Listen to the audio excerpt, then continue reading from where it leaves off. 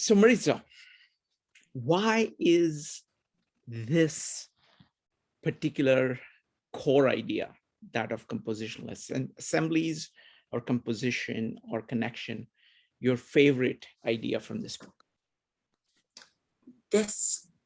These two words are such an elegant phraseology for the idea of viewing elements and viewing the whole and viewing the elements through the whole. Here they talk about compositional assemblies, and basically what you're talking about is a whole bunch of components or elements or pieces all together, working together. I mean, the visual, think of the visual. When you think composition, you envision, I don't know if everyone else does, I envision an orchestra. I envision all the beautiful different instruments all arranged on the stage, and they're brought together by the one composer. He takes all of these pieces of equipment with the attached persons wielding them, and he turns them into this beautiful arrangement of sound that delights the ear. Without him, if you pull the composer out and you let everyone on that stage do as they will, you have a chance for this horrible, like hurtful sound. So to me, that's a beautiful image for how necessary it is to have them arranged. And the composer is the one doing the arrangement.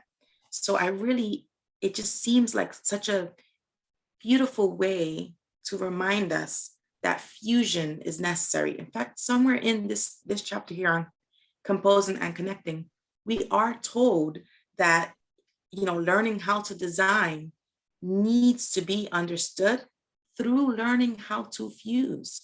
So basically, we all have to figure out a way to be that composer. Let's wrangle all of our violins and our cellos and our tubas into something that sounds harmonious and beautiful. And that, it just seems so simple to me, so simple a concept. It's almost easier than many of the other manners in which design is presented to me in this book.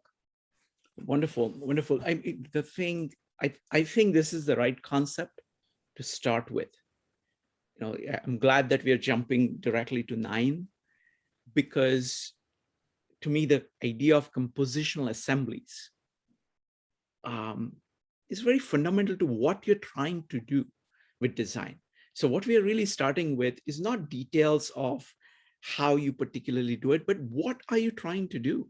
You're trying to bring into world something which is a new whole, which better matches what you and the world need. And you're integrating all the requirements, all the needs, all together in this. And the word compositional assemblies has grown on me as I've been going through these chapters. So really look forward to diving deep into this chapter and discussing it this Monday. Yes, very much so. I am. Another word that you kind of gloss over it because he only uses it once. And it's that word fused, and he doesn't actually use the word fusion, but because he uses the word fuse, you can view a compositional assembly kind of as a fusion. Maybe he avoids it because of fusion, you think more like stuck, like glue. And the beauty of the compositional assembly is that all of the parts remain intact, even though they must be together to create the assembly. And that's why, to me, the imagery of that orchestra is because, the violinist can just get up and walk away and they remain intact. They're not necessarily lost. If you had the right equipment, you can pick out that one violinist within the group if you're seeking for it. But all together, the sound is far greater and you get so much more of it together, which is, I guess, maybe Maybe that's why he doesn't use fusion all that terribly often, not to confuse the ear, huh? Yeah, and I also noticed that he uses the concept analogous to the concept of Louis Sullivan of the seed, the core element and how it develops. He calls it different, but it's very similar to that concept. Yes, definitely. He talks about relations and connections in that similar pattern. You know what else is in this chapter? The hero adventure tale is in here as well. And that's a concept we're all familiar with because we've walked through it with Jordan Peterson. And so and with a couple other mythological tales that we've studied. It's funny how something so seemingly simple has such impact, and but it takes you back to that core where you need a whole.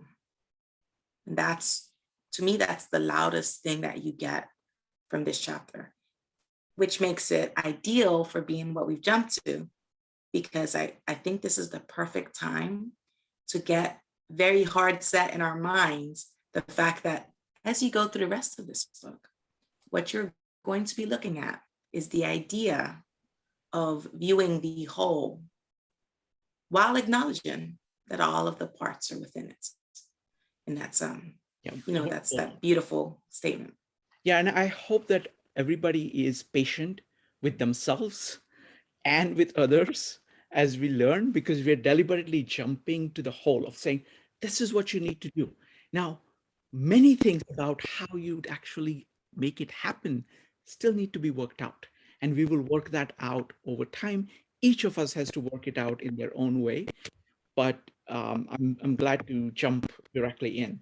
So thank you very much, Maritza. This was fantastic. Looking forward Yes. to the main discussion.